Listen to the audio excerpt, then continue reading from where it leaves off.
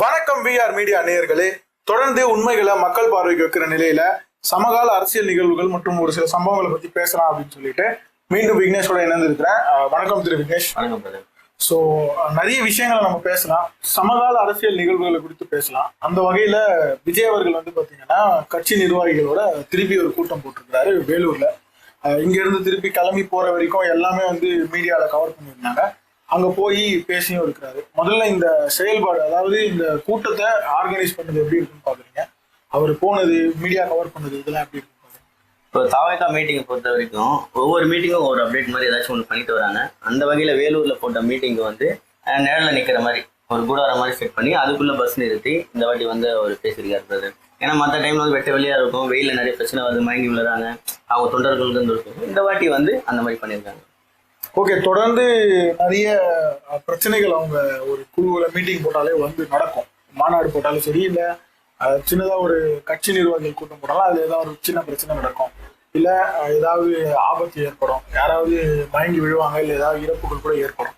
So இந்த தடவை அந்த பெரிய பிரச்சனை எதுவுமே இல்லாமல் ஒரு நிகழ்வை நடத்தி முடிச்சிருக்காங்க. அது எப்படி பாக்குறீங்க? இறப்புன்னு எதுவும் கிடையாது, ஆனால் பைக்ல போய் விழுத்து அந்த மாதிரி அடிப்படுறது அதெல்லாம் கேஷுவலாக இந்த வாட்டி நடந்தது.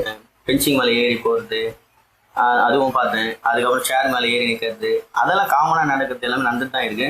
பெரிய இழப்பு எதுவும் இல்லை. இந்த மாதிரி பைக்ல போய் விழுத்து அந்த மாதிரி கூட நடந்துட்டு இருந்தாலும் அவங்க தலைவரே வந்து பேச்சை முடிச்சதுக்கு அப்புறம் சொல்றாரு, என்ன ஃபாலோ பண்ணி வராதிங்க, நான் சென்னை ரீச் ஆகிற வரைக்கும் என்னை பின்தொடராதிங்க அப்படின்னு சொல்லிட்டு. ஆனா பின்தொடர்ந்து திருப்பி இளைஞருக்கு கூட்டம் வந்து பார்த்தீங்கன்னா இருசக்கர வாகனத்துல அவங்கள பின்னாடியே போறாங்க. ஸோ இதோடைய அந்த டேஞ்சர் என்னன்றது புரியல, அதோட ஆபத்து என்ன, நமக்கு என்ன ஏற்படும்ன்றது புரியல. இதை சரின்னு பாக்குறீங்களா? இல்லை பிரதர், சரியில்லை. ஏன்னா வந்து டிவிகே மீட்டிங் ஆல்ரெடி நம்ம சொல்லியிருந்தோம், இந்த மாதிரி விஜய் வந்து அவர் அறிவுறுத்தினா நல்லா இருக்கும், ஏன்னா சொல்லவே மாட்டேன் சொல்லியிருந்தோம். அந்த வகையில் நம்ம ஒரு வீடியோவும் போட்டிருந்தோம். இந்த மாதிரி தலைவர் வந்து டிவிகேவோட தலைவர் வந்து அறிவுறுத்தணும், இந்த மாதிரி தொண்டர்கள் வராங்க பின்னாடி, அவங்களுக்கு வந்து சேஃபாக போங்க, இந்த மாதிரி பின்னாடி தொடராதீங்க, நான் ஒரு வார்த்தை சொன்னால் தொடர மாட்டாங்க அப்படின்ற மாதிரி நம்ம சொல்லியிருந்தோம். அதுக்கேற்ற மாதிரி மீட்டிங்கை முடிச்சுட்டு கடைசியாகவும் சொன்னார், இந்த மாதிரி நிறைய பேர் வந்து பின்னாடி தோன்றாங்க, அவங்கள வராதிங்க அப்படின்னு சொல்லியிருந்தாங்க.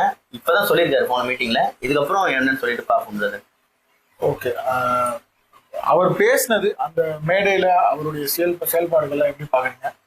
நல்ல முறையில இருந்ததா விஜயோட ஸ்பீச்? ஏதாவது இம்ப்ரூவ்மெண்ட் பாக்குறீங்க? இல்ல பிரதர், அதே ஸ்கிரிப்ட் தான், அதே மாதிரி தான் பேசுறாரு. இம்ப்ரூவ்மெண்ட்லாம் எதுவும் கிடையாது. மாமா அங்கிள்னு சொன்னவரு இப்போ சார் அப்படின்னு சொல்றாரு. கண்டி மற்றபடி டிஎம்கேக்கும் டிவிகே தான் போட்டி, மற்றவங்களுக்கு எங்களுக்கும் போட்டி இல்லை அப்படின்ற மாதிரி அதே ஸ்டாண்டர்ட்ல தான் இருக்காரு. வேற எதுவும் சொல்ற அளவுக்கு பெருசா எதுவும் அங்கே நடக்கல பிரதர். இல்ல, அந்த குட்டி கதையில இருந்து ஆரம்பிக்கிறாரு, தமிழக அரசியல் களத்தை வந்து விவரிக்கிறாரு. அந்த கதையை எப்படி பாக்குறீங்க? அந்த களம் அவர் சொன்ன மாதிரிதான் இருக்கா? பாராட்டக்கூடிய மக்கள் அந்த பெரியவங்களா நடந்துப்பாங்களா, இல்ல போட்டு விழாம போகுமா? அதுதான் அவர் சொல்லிக்கிறாரு பெருமையா, நான் மக்களுக்கான தலைவர், நான் மக்களுக்கான தலைவர் சொல்றாரு. ஆனா என்னுடைய பார்வையில் வந்து அவர் மக்களுக்கான தலைவர் கிடையாது. உள்ள கொடுத்து மாட்டவனா வந்து கரெக்ட் பண்ணலாம், தமிழ்நாட்டு மக்களை வந்து கரெக்ட் பண்ணது கஷ்டம். ஓகேங்களா? மக்கள் வந்து ஸ்ட்ராங்கா இருக்காங்க. தமிழக மக்கள் வந்து புத்திசாலி, யாருக்கு வந்து எப்போ ஓட்டு போடணும் எல்லாமே அவங்களுக்கு தெரியும். இப்போ வர எலெக்ஷன்ல பார்க்க தானே போறோம் என்ன பண்ண போறாங்கன்னு. உங்களுடைய கணிப்பு எப்படி இருக்கு? தோராயமா எவ்வளவு சதவீதம் வாக்கு வந்து தாவேகா பெரும் பாக்குறீங்க? இப்போ தாவேகாவோட இன்னும் வந்து தேர்தல் 23 தொகுதியோட வேட்பாளர் இன்னும் அறிவிக்கல. அது அறிவிச்சதுக்கு அப்புறம் அதை பத்தி நம்ம பேசுவோம். ஏன்னா எந்தெந்த தொகுதியை பொறுத்தா நம்ம வந்து ஓட் போலிங்க சொல்ல முடியும். எந்த நிர்வாகி நிற்கிறாங்க, பொதுமக்கள் யார் நிற்கிறா, சமூக ஆர்வம் நிற்கிறாங்களா, இல்லை வழக்கறிஞர் நிற்கிறாங்களா, இல்லை பொறியாளர் நிற்கிறாங்களா, அந்த மாதிரி யார் யார் எந்தெந்த ஊர்ல நிற்கிறாங்க அப்படின்னு பொறுத்து தான் நம்ம அதை ஸ்டாண்டர்ட் எடுக்க முடியும். இப்போதைக்கு வந்து சொல்ல முடியும். இல்ல, வேட்பாளர்ன்றதை தாண்டி 234 தொகுதியிலையும் என்னுடைய முகம் தான் அப்படின்றத ஆல்ரெடி அவர் பிரகடனப்படுத்திட்டாரு. அது மட்டும் இல்லாம இந்த கூட்டத்திலயும் என்ன சொல்றாரு அப்படின்னு பாத்தீங்கன்னா, எனக்கும் ஸ்டாலினுக்குமான ஒரு போர் இது அப்படின்ற மாதிரி சொல்றாரு. அவர் வந்து தன்னை முன்னிலைப்படுத்தி தான் வராரு. அவருக்கு எவ்வளவு வாக்கு? ஃபர்ஸ்ட் அவர் எந்த தொகுதி நிற்கிறாருன்னு பார்ப்போம். நிறைய இருக்கு எந்த தொகுதின்னு சொல்லிட்டு, அவர் நிற்கிற தொகுதியை பொறுத்து தான் அவருக்கு என்ன ஓட்டுன்னு தெரியும். ஏன்னா ரசிகர்கள் இருக்கலாம், தமிழகம் முழுவதும் இருக்கலாம். ஆனா எந்த இடத்துல ரசிகர்கள் அதிகமா இருக்காங்க, எந்த இடத்துல தொண்டர்கள் அதிகமா இருக்காங்க அப்படின்னு பார்த்து தான் அந்தந்த தலைவர்களே நிற்பாங்க. இப்போ குளத்தூர் எடுத்தீங்கன்னா டிஎம்கே ஸ்டாலின் நிற்பாரு, கண்டினியூஸா அங்கே நிற்பாரு. ஏன்னா அந்த மக்களுக்கு அவர் நின்று பண்றாரு, அவர் நிற்கிறாரு, அவருக்கு தெரியும் டிஎம்கே இவ்வளவு வாக்கு சதவீதம் இருக்கு, இந்த மாவட்ட செயலர் வேலை செய்வாங்க அப்படின்னு தெரியும். அந்த மாதிரி விஜய் வந்து எந்த ஸ்டாண்ட் எடுத்து வந்து நிற்கிறாருன்றத பொறுத்து தான் பார்க்கணும்.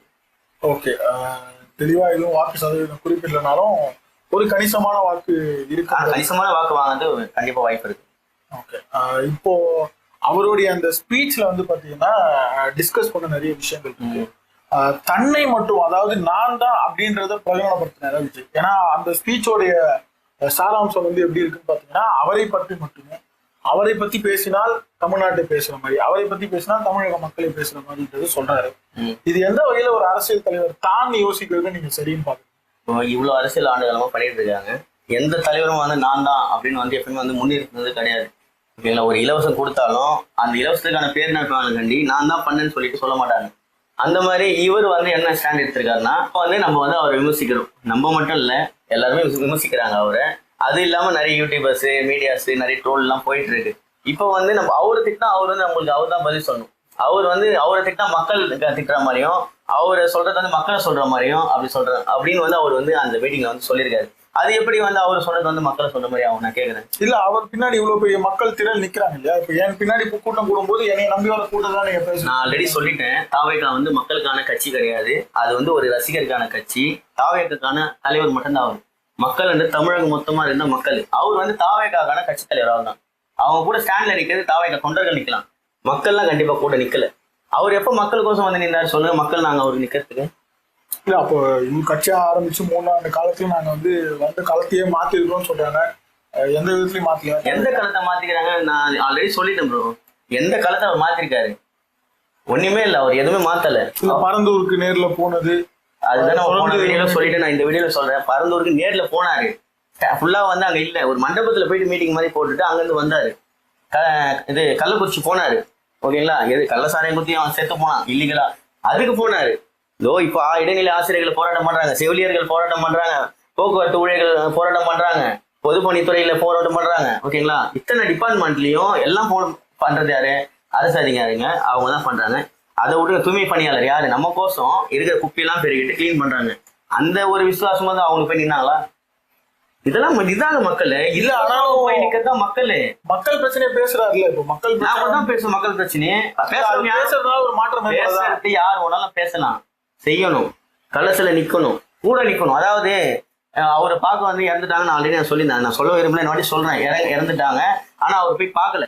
அவரு அன்னைக்கே போய் பார்க்க முடியலன்னா இப்போ கொஞ்ச நாள் ஆயிடுச்சுல. இப்போ ஒருத்தர் இறந்துட்டாங்க, மருத்துவமனையில இருந்து போயிட்டு இறந்து அவர் இறுதி சடங்கு முடிஞ்சிச்சு. வீட்டுக்கு போய் தனியா ஆறுதல் சொல்லிட்டு ஜெயிச்ச உடனே போய் பாக்குறேன்னு சொல்றாரு. தோத்துட்டு பார்க்க மாட்டீங்களா? அப்போ இல்ல, ஜெயிச்ச ஆட்சி அமைச்ச உடனே ஏங்க அப்ப ஜெயிச்சாதான் பண்ணுவீங்க, அப்ப தோத்தா பண்ண மாட்டீங்க. அப்படி இல்ல. இப்ப அவங்களுக்கு வந்து பர்மிஷன் கொடுக்காம தடுக்கிறாங்க, அவங்க வந்து போக விடாம பண்றாங்க. இப்ப ஆட்சி அவங்க வந்து அமைச்சு அவங்களுடைய அரசியல் தலைவர்கள் எல்லாம் வந்து பர்மிஷன் இல்லாம தான் போயிட்டு இருக்காங்களா? நான் கேக்குறேன்.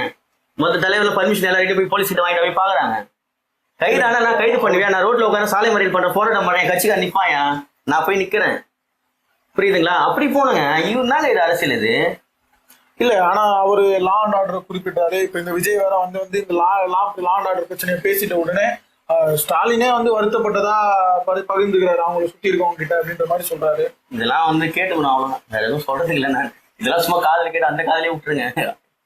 வேற என்னங்க சொல்றது? ஒரு அரசியல் தலைவர் தான் அப்படிதான் போகணும். இல்லைங்க, மக்கள் பிரச்சனையை பேசுறது மூலியமா கூட மாற்றம் ஏற்படலாம் இல்லையா? இப்போ அவர் குறிப்பிட்ட ஒரு விஷயங்களை வந்து இப்போ ஆளுங்கட்சியா இருக்கவங்க விஜய் தொடர்ந்து பேசிட்டு இருக்காரு, இதை நம்ம சரி செய்யணும் அப்படின்னு கூட யோசிக்கலாம். இது வரைக்கும் விஜய் பேசி என்ன விஷயம் வந்து டிஎம்கே வந்து சரி பண்ணிருக்காங்க நீங்க நினைக்கிறீங்க? ஒன்னே ஒண்ணு சொல்லுங்க. ஏதோ ஒண்ணு விஜய் சொல்லி இந்த மாதிரி நான் போன பரந்தூர்ல சாலை சரியில்லை, ட்விட் ஒண்ணு போட்டேன், சாலை நாளைக்கு ரெடி பண்ணிட்டாங்கன்னு போட முடியுமா? இல்ல நான் பரந்தூர் போனேன், விமான நிலைய கட்ட கூட நின்று நாளைக்கே ஜியோ கேன்சல் பண்ணாங்கன்னு சொல்ல முடியுமா? கள்ளக்குறிச்சி போனேன், யாரும் சாராயம் குடிக்கலப்பா, எல்லாம் திண்டிட்டாங்க நான் வந்ததுக்கு அப்புறம் அப்படின்னு சொல்ல முடியுமா? அது நல்லதுதான் இருக்கும். அதுக்குன்னு வந்து போராட்டம் பண்ணா மாறாது, நாங்க வந்து பண்ணுவோம்ன்றது வேற. போராட்டம் பண்ணாதான் மாறும். இப்போ வந்து இப்போ எத்தனை தூய்மையாளர் பண்ணாங்க, தூய்மை பணியாளர்கள்லாம் பண்ணி அவங்க வெற்றி பெற்றாங்களே. இப்போ தூய்மை பணியாளர்களுக்கு இப்போ வந்து நிரந்தர தீர்வு இல்லைன்னா கூட டெம்பரரி தீர்வு வந்து. ஆனா அவருக்கு வந்து அவர் சுத்தி இருக்க அந்த பிரபலம், அவர் வந்தாலே வரக்கூடிய கூட்டம் அதை வந்து தடுக்கிற மாதிரி இல்லையா? அப்ப அவர் நேர்ல வரும்போது தேவையில்லாத கூட்டம் கொடுது, அதெல்லாம் நடந்து இஷ்யூ ஆகலாம். ஆல்ரெடி சட்ட ஒழுங்கு பிரச்சனை இருக்கணும் போது திருப்பி இன்னொரு சட்ட ஒழுங்கு முதலமைச்சர் ஆனாலும் கூட்டம் டபுளா சேருமே, அப்ப என்ன பண்ணுவீங்க? இல்ல, அப்போ போலீஸ் இவருடைய கண்ட்ரோல்ல இருக்கும், ஆட்சியும் அதிகாரம் இவருடைய கண்ட்ரோல்ல இருக்கும். இன்னும் கொஞ்சம் போலீஸ் தமிழ்நாட்டுல மொத்த போலீஸ் இவர் பக்கத்துல வந்து நிக்க வச்சுப்பாரா? அவர் எங்கெல்லாம் போறாரோ அங்கெல்லாம் வந்து இது பண்ணிப்பாங்களா? அப்படி இல்ல. அப்போ ஒரு கால் நம்ம எடுக்கிற மாதிரி, அதாவது அந்த முடிவுன்றது நம்ம கையில இருக்கும். அது வந்து போறமா போலியா அதுதாங்க. அவர் பின்னாடி சுத்தது வந்து ஒரு பிம்பம், அவ்வளவுதான். ஓகேங்களா? மக்களுக்கு தெரியும். இப்போ டிஎம்கே ஏடிஎம்கே ரொம்ப நாளா இருக்காங்க, அது தவிர்த்து நிறைய கட்சி இருக்கு. இவரை வந்து தலைவர், அரசியல் தலைவரா வந்துட்டாரு. ஆனா மக்கள் வந்து இன்னும் அவரை நடிகரை தான் பார்த்துட்டு இருக்காங்க. அவங்க கட்சி நிர்வாகிகளும் சொல்றத விட ரசிகர்களே இன்னும் அவர் வந்து நடிகரை தான் பார்த்துட்டு இருக்காங்க. அரசியல் தலைவரா அவர் எப்போ களத்துல இறங்கி வந்து போராட்டம் இல்லை மக்களுக்கோசம் நிக்கிறாரோ, மக்களுக்கோசம் என்ன எப்போ வீதியில வந்து எப்படி கிராமத்துக்கு வரும்னு சொன்னாரு தெரியுமா உங்களுக்கு? அதான் ஜெயிச்ச உடனே ஒவ்வொரு கிராமம் ஆமா, அவர் ஜெயிக்கலன்னா கிராமத்துக்கு போக மாட்டாரு. அப்போ இல்ல, இப்ப அவர் ஜெயிச்சு வந்தா சந்திக்கிறேன்னு சொல்றதுக்கான காரணம் என்னன்னு பாத்தீங்கன்னா, நம்ம வந்து ஆட்சியும் அதிகாரத்திலயும் வந்ததுக்கு அப்புறம் போலீஸோ இல்ல நம்மளுடைய பர்மிஷனோ எல்லாமே நம்ம கண்ட்ரோல்ல இருக்கும். நம்ம போகும்போது இன்னும் சேஃப்டி என்ஷோர் பண்ணிட்டு போலாம் இல்லையா? ஆட்சியில் இல்லாத போதே இவ்வளவு கூட்டம் சேருது. அப்ப திருப்பி ஆட்சியில் பிடிச்சிட்டீங்கன்னா கூட்டம் கட்டுக்கணக்காம தான் சேரும். அப்போ வந்து நான் போக மாட்டேன், நான் வந்து ஜனம் எங்க போனாலும் வருது, நான் வந்து முதலமைச்சர் இந்த தலைமைச் செயலகம் போற வரைக்கும் கூட கூட்டம் வருது, எல்லா ரோட்லயும் வந்து நிக்கிறாங்கிறதுக்கோசம் போகாம இருப்பாரு அவரு. அப்போ போய் தானே ஆகணும், எந்த ஒரு பிரச்சனை இருந்தாலும் போய் தானே ஆகணும். அதை தான் நான் சொல்ல வரேன். நீங்க முதலமைச்சர் ஆகும் போங்க, அது அப்பாற்பட்ட விஷயம். மக்களுக்கோசம் நீங்க இறங்கி எப்ப போயிட்டு ஓட்டு கேட்க வாக்கு சேகரிக்க ஆரம்பிக்கிறீங்களோ அவங்களோட பிரச்சனையை போயிட்டு நீங்களா நேரடியா போயிட்டு என்னென்ன பிரச்சனை, எந்தெந்த தொகுதியில் என்னென்ன பிரச்சனை நேரடியா போயிட்டு ஒரு மனு வாங்கி அதை நீங்க வந்து சரி பண்ணி கொடுக்குறீங்களோ அப்பதான் நீங்க வந்து ஒரு தலைவரா வருவீங்க. இல்ல, இப்போ அந்த கூட்டமே வந்து பாத்தீங்கன்னா, கூட்டம் நம்ம கட்சி நிர்வாகிகள் கூட்டம் போடும்போது அடுத்தடுத்து டெவலப் பண்றாங்க. இப்ப நீங்க சொன்ன மாதிரி திறந்த வெளியில நடத்தினவங்க ஒரு ஷெட் போட்டு உள்ள சேஃபா நடத்துறதுக்கு பிளான் பண்றாங்க. ஆனா அந்த ஷெட்ல மேடை அமைக்காம பஸ்ல வந்து நின்று பேசுறது நீங்க எப்படி? அது அவருடைய ஸ்டைல், தனி அவருடைய அரசியல் அப்படின்னு பார்க்கலாம். அதுதான் நான் சொன்னேன்ல உங்க கையில, அவர் வந்து ஸ்டேஜ் பஸ் தான் உங்களுக்கு ஸ்டேஜ். அவர் ரோட்டுக்குலாம் இறங்கி வர மாட்டாரு. நான் சொல்லினேன் ஆல்ரெடி, வீதிக்கும் இறங்கி வர மாட்டாரு, மக்களா நிற்க மாட்டாரு. ஓகேங்களா? அவரு எப்போ நார்மலா வந்து அவங்க ரசிகர் கேட்கணும், இவங்க சொல்றாரா பின்னாடி பின்தொடராதீங்க வாகனத்துல சொல்லியிருக்காரா, ரசிகர்கள் இப்ப இருக்காங்கல்ல அவர் மேல எவ்வளவு அன்பு வச்சுக்கிறாருன்னு நம்ம ஃபர்ஸ்ட் பார்ப்போம். தலைவர்னா ஒரு வார்த்தை சொன்னா நிக்கணும்னு நான் ஆல்ரெடி ஒரு வீடியோல நான் சொல்லியிருந்தேன். இப்போ அதே தான் நான் சொல்ல வரேன். இப்போ உங்க தலைவர் வந்து உங்களுக்கு ஒரு கட்டளை இட்டிருக்காரு, அந்த கட்டளையை நீங்க எப்படி ஃபாலோ பண்ணீங்கன்னு ஃபர்ஸ்ட் பார்ப்போம். ஏன்னா ஒரு தலைவர் சொல்லி அந்த சொல்லியும் மீறி பண்ணாங்கன்னா அப்புறம் அவங்க என்ன ரசிகர், அவங்க தொண்டர்கள்ன்றத நம்ம வந்து பார்க்கலாம், வெயிட் பண்ணி பார்க்கலாம். இல்ல, இப்போ இந்த தடவை சொல்லியிருக்காரு. அதே மாதிரி இப்போ இந்த கேள்வியை நான் ஏன் வச்சேன் அப்படின்னு பாத்தீங்கன்னா, இந்த மக்களோட நீங்க இறங்கி விஜய் வரல, வந்து மக்கள் பிரச்சனைக்கு பேசலன்றத இந்த பஸ் தான் தடுக்குதுன்னு பார்க்கலாம். ஏன்னா அது வந்து அவர் ஸ்டைல் ஆஃப் அரசியல் ஆரம்பிக்கும் போது நான் இங்க வந்த பஸ்ல இருந்து மேலே ஏறி நின்று பேசி இல்ல மேலே ஏறி நின்று மக்களுடைய அந்த ஆரவாரத்தை பார்த்தே பழகிட்டதுனால இந்த பஸ் தான் இந்த கேப் வந்து இட்டுனா இருக்குதா? இல்ல பிரதர், பஸ்ல வந்து 3 மீட்டிங் தான் போட்டுருக்காங்க, 3-4 மீட்டிங் தான் போட்டிருக்காங்க. இன்னும் வந்து ஒரு பொதுக்கூட்டம் இன்னும் நிறைய இருக்கு. பொதுக்கூட்டம் இருக்கு, தெருமுனை கூட்டம் இருக்கு, சாலை மறியல் இருக்கு, போராட்டம் இருக்கு. அதுக்கெல்லாம் அவர் வந்து இன்னும் போக வேண்டியது இருக்கு. அதெல்லாம் போகும்போது தான் தெரியும். சரி, அது அவங்க ஆட்சி அமைச்சிருவேன்ற ஒரு நம்பிக்கை. ஆட்சி அமைச்சிட்டு அவங்களே வந்து போராட்டம் பண்ணுவாங்களா நான் கேட்கறேன். இல்ல, போராட்டமே பண்ணாம ஆட்சி அமைச்சிருவோம் நம்பிக்கை. அது நடக்குதான்றது அப்புறம் பார்ப்போம் பிரதர். போராட்டம்ன்றது இப்ப நடக்கிறத வந்து ஃபேஸ் பண்ணுங்க. நீங்க ஆட்சி நடந்ததுக்கு அப்புறம் நல்லாட்சி கொடுக்காம போங்க, அது உங்களோட இஷ்டம். இப்ப இருக்கிற பிரச்சனை நீங்க நின்றுட்டே பைக் மேல ஸ்டாலின் சார் இதை பண்ணுங்க சார், ஸ்டாலின் சார், அதாவது ஸ்டாலின் சார் பொதுமக்கள் இது பண்ணுங்கன்னு கேட்கல, இவரை வந்து கரூர்ல வந்து பழி போட்டீங்களே சார், அதாவது தன்னைத்தானே தான் வந்து அந்த ஸ்டேஜ்ல வந்து பேசிக்கிறாரு கண்டி. வேலூர்ல என்ன பிரச்சனை அதை பத்தி ஒரு வார்த்தை பேசினாரா நான் கேட்கறேன். வேலூர்ல ஒரு பிரச்சனை இருக்கு, அந்த பிரச்சனையை பத்தி இதெல்லாம் நீங்க சரி பண்ணல, வேலூர்ல இவ்வளவு கோயில்கள் இருக்கு, இவ்வளவு சாலைகள் இருக்கு, இவ்வளவு குளங்கள் இருக்கு, இவ்வளவு ஏரிகள் இருக்கு, அதெல்லாம் வந்து தூர் வராம இருக்கு, அதெல்லாம் நீங்க வந்து சரி பண்ணாம இருக்கிறீங்க. உங்க ஆட்சியில உங்க அமைச்சர் இங்கதான் இருக்கிறாரு வேலூர்ல, துரைமுருகனோட அந்த பொதுச் செயலாளரோட தொகுதி அங்க வேலூர்ல இருக்கு, அதை பத்தி பேசலாம்ல. இல்ல அந்த இடத்துல என்ன பிரச்சனை எடுத்து கொண்டு வருது தானே, நான் வந்தா வேலூர்ல இந்த பிரச்சனை இருக்கு அதை நான் சரி பண்றேன், முதலமைச்சர் ஆயிட்டு தான் சரி பண்ண சொல்றேன், பிரச்சனை இருக்கு நான் வந்தா சரி பண்றேன், மக்களுக்கு ஒரு நம்பிக்கை கொடுங்க. வேலூர்ல நம்ம இவ்வளவு நாளா சொல்லிடணும், அந்த இதனால வந்து சாலை வந்து போடாம இருக்காங்க, இதனால வந்து விவசாயத்துக்கு வந்து அந்த பக்கம் தண்ணியே விட மாட்டாங்க, அண்ணன் வந்து வந்தா பண்றேன்னு சொல்லியிருக்காரு, அந்த நம்பிக்கை கொடுங்க. அதை விட்டு ஸ்டாலின் சார் நீங்க இதை பண்ணல, நான் என்னை பத்தி என் தப்பு சொல்லி கரூர்ல என் மேல பழி போட்டீங்கன்னா கரூர்ல பேச வேண்டியது என் வேலூர்ல பேசுறேன்னு கேட்கறேன். இல்ல, இப்போ அதுக்கு ஒரு கால அவகாசம் எடுக்கும் இல்லையா? ஒரு இந்த மாதிரி ஒரு இறப்பு ஏற்பட்டுச்சு, அவர் அது தள்ளி வந்து இப்போ பேசுறாரு. ஆனா இப்போ அதை பேசியிருக்கலாமா இல்ல பேசாம கடந்து போயிருக்கலாமா, அதுல உங்க கருத்து என்ன? ஏன்னா அந்த விஷயம் வந்து தவறா இல்ல, அது பேசுறது கரெக்ட் தான், ஆனா அது எங்க பேசணும்ன்றது தான் நான் சொல்ல வரேன். கரூர்லயே கேட்டாங்களா, அது அங்கேயே சொல்லிட்டு போயிருக்கலாமே, இல்ல அடுத்த நாள் நீங்க வந்து எல்லா மீடியா கூப்பிட்டு சொல்லிருக்கலாமே. கரூர் சம்பவத்துக்கு அப்புறம் உங்களால அது வந்து தனியா ஒரு செல்ஃபி வீடியோ போடுறது நான் சொல்லுங்க, எல்லா மீடியாவும் முன்னாடி போடுறது சொல்றேன். எங்களை மாதிரி ஜேர்னலிஸ்ட் முன்னாடி வந்து உட்காந்து பேசணும். இன்னும் அது இப்போ மோடி மாதிரி தான் அவர் பண்ணிட்டு இருக்காருன்னு வச்சுங்களா மீடியால. இவரோட தனிப்பட்ட கருத்து பேசலாம், ஆனா பேசுற இடம் இருக்குல்ல, அந்த இடத்துக்கு வேலூருக்கு எதுக்கு வந்தோம்? சில தொண்டர்கள் நம்ம நம்பி வந்திருக்காங்க, அவங்க பிரச்சனை எடு கையில, நான் அதை பண்றேன் இதை பண்றேன் இதை நான் பண்ணித்தரேன்னு சொல்லிட்டு அதை வந்து அப்புறம் ஜெயிச்சதுக்கு அப்புறம் பண்ணாருன்னா மக்களுக்கு இன்னும் ஒரு நம்பிக்கை இருக்கும்ல. இல்லைன்னா கூட ஒரு நம்பிக்கை ஜெயிக்கிறாரு அப்பாற்பட்ட விஷயம், அந்த பிரச்சனையை சொன்னாருன்றதை வச்சு போவாங்கல்ல மக்களே.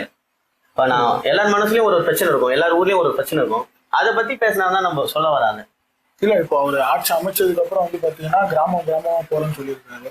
ஸோ எல்லா கிராமமும் கவர் பண்ணிருக்காரு அவருடைய அந்த 5 வருஷம். அதுதான் ப்ரோ, 203 தொகுதி ஃபர்ஸ்ட் அதோட பிரச்சனையே அவருக்கு தெரியல. இல்ல ஆனா போற தொகுதிகள் எல்லாத்துலயும் அந்த தொகுதிகள்ல இருக்க பிரச்சனையும் பேசுறாரு, ஹைலைட் பண்றாரு. அந்த அளவுக்கு எதுவும் பேசல. வேலூர் இது வந்து நிர்வாகிகள் கூட்டம்ன்றதால இது நீங்க சொல்லலாம். ஆனா அவர் பிரச்சாரமா ஆரம்பிச்சு வேலூர் இன்னொரு வாட்டி போக போறது இல்லைல்ல. நீங்க வந்து பரப்புரைனா போவீங்களா? அப்ப போகும்போது நீங்க பேசுவீங்களா? நான் பார்க்க தானே போறேன், ஒவ்வொரு தொகுதியில் என்ன பிரச்சனை இருக்குது, என்னத்தை நீங்க பேச போறோம் பார்க்க தானே போறேன் சொல்றேன். அந்த இடம் நிர்வாகிகள் கூட்டம்ன்றது சொல்றீங்களா? அப்ப நிர்வாகிகளுக்கு நீங்க என்ன பண்ணுவீங்கன்றதே பேசணும்ல. அதையும் பேசலையே. ஒரு கதை ஒண்ணு போச்சு. அதுக்கப்புறம் ஸ்டாலின் சார்னு ஒரு 5 வாட்டி சொன்னாரு. அதுக்கப்புறம் அவர் தற்பெருமை வச்சு ஒரு 5 வாட்டி பேசினாரு. அவ்வளவுதான். வேற என்ன பேசினா நீங்க நினைக்கிறீங்க? சரி, அப்போ அவங்களுடைய வாக்கு சதவீதத்தை அவங்க தலைவர் அவங்களுடைய செயல்பாடு அது நிர்ணயிக்கப்படும். இப்போ நம்ம தாவேகாவுடைய அந்த மீட்டிங் அதை பத்தி டீட்டெயிலா பேசிட்டோம். நீங்க வந்து என்டிகே சார்பில் வந்து பேசுறதுக்கு அப்புறம் விஆர் டூத் மீடியா வந்து வெறும் என்டிகே சார்பாக தான் இருக்க போகுது அப்படின்ற மாதிரி ஒரு விஷயம் வந்து உள்ளாவது மக்கள் பாக்குறவங்க அதை பேசுறாங்க. ஆனா செயல்பாடா வந்து நம்ம ஒரு மீடியா ஹவுஸா எல்லாரையுமே நம்ம வெல்கம் பண்றோம். யார் வேணாலும் வந்து அவங்களுடைய கருத்துக்களை பதிவு பண்ணலாம். இப்போ உங்க சார்பாக நான் ஒரு விஷயம் கேட்டுக்கிறேன். தாவேகா ஆட்கள் வந்து உங்கள்கிட்ட ஃபோன் பண்ணி நீங்க ஏன் இதெல்லாம் பேசுறீங்க, உங்க தலைவர் ஒழுங்கா நீங்க அதை பண்ணீங்களா அப்படிலாம் கேட்டதா சொன்னீங்க. அது ஒரு பக்கம் இப்போ அது தொண்டர்களுடைய ஒரு ஆர்வ மிகுதியின் வெளிப்பாடு அப்படின்னு வச்சுக்கோம். இப்போ தாவேகா காரங்களுக்கே நம்ம ஒரு அழைப்பு கொடுத்துருவோமே, அவங்களுடைய கருத்துக்களும் வந்து ட்ரூத் மீடியால பதிவு பண்ணா நல்லது தானே. நம்ம உண்மை ஊடகம் நடத்துறோம், உண்மையா அவங்களுக்கு இருக்கிற கருத்துக்களை வந்து பதிவு பண்றோம், அவங்க எதிர்த்து பேசுறோம். அதுதான் ப்ரோ, தாவேகா நிர்வாகி வந்து எனக்கு கால் பண்ணியிருந்தாரு. எங்க தலைவர் வந்து ஸ்கிரிப்ட் தான் பண்றாரா அப்படின்னு நான் சொல்லியிருந்தேன். ஆமா, உங்க தலைவர் ஸ்கிரிப்ட் தான் பண்றாரு, குறிப்பு நான் வந்து சின்ன பேப்பர்ல எழுதணும், ஏ4 ஷீட்ல வச்சா என்னன்னு சொல்லியிருந்தேன். நீங்க வந்து உங்க நாம் தமிழர் கட்சியில் தானே இருக்கீங்க, நீங்க உங்க தலைவர் மட்டும் இதுவா அப்படின்ற மாதிரிலாம் பேசினாங்க. நான் ஒரே வார்த்தை சொன்னேன், எதுவும் பேசினாலும் வந்து மீடியா சேனலுக்கு வாங்க, நீங்க உட்காந்து பேசுங்க. அவங்க கருத்துக்களை வந்து என்கிட்ட என்ன சொல்றீங்களோ அதை வந்து மீடியாவுக்கு முன்னாடி சொல்லுங்க. நான் வந்து கட்சியில இருக்கேன், அதை விட்டுருங்க. நான் வந்து அந்த இடத்துல உட்காரும்போது நான் ஒரு ஜேர்னலிஸ்டா தான் உட்காருவேன். எங்க சேனலே உண்மையின் குரல் தான், நாங்க அதை பத்தி மட்டும் தான் பேசுறோம். நான் ஒரே அதை சொன்னேன், தலைவர் பண்ணாததை பத்தி நான் பேசணும் அப்படின்னு கேட்டேன். எதுவும் பேசல அவரு. அதே மாதிரி வந்து என்னை பத்தி நீங்க என்ன பொது விஷயம் எல்லாம் பண்ணி அந்த இதெல்லாம் பண்ணிட்டு இருக்கீங்களே, அதை நான் முஷ்டில ஒழுங்கா முஷ்டில அப்படின்னு நான் கேட்டேன். நீங்க என்ன பொது விஷயம் எல்லாம் பண்ணிருக்கீங்கன்னு கேட்டேன். காமராஜர் பிறந்தநாளுக்கு வந்து சாப்பாடு போட்டோம், எங்க அண்ணன் பிறந்தநாளுக்கு வந்து சாப்பாடு போட்டோம் அப்படின்னாரு. இதெல்லாம் வந்து பொது விஷயத்துல வராது, இதெல்லாம் தலைவருக்கு செய்யற மரியாதை. பொது விஷயம்னா நம்ம ஏரியாவில் இருக்க லைட்டு ரோடு, நம்ம பண்ற நம்ம ஆட்சியாளர்கள் சரியில்லாம என்னென்னலாம் வந்து ஊழல் பண்ணியிருக்காங்களோ அதெல்லாம் வெளியில எடுத்து வந்து நீர்நிலை பாதுகாத்து அந்த மாதிரி நான் அவருக்கு புரிய வச்சேன். அந்த மாதிரி இருந்தாலும் அவர் புரிஞ்ச நிலைமையில இல்லை, அது வேற.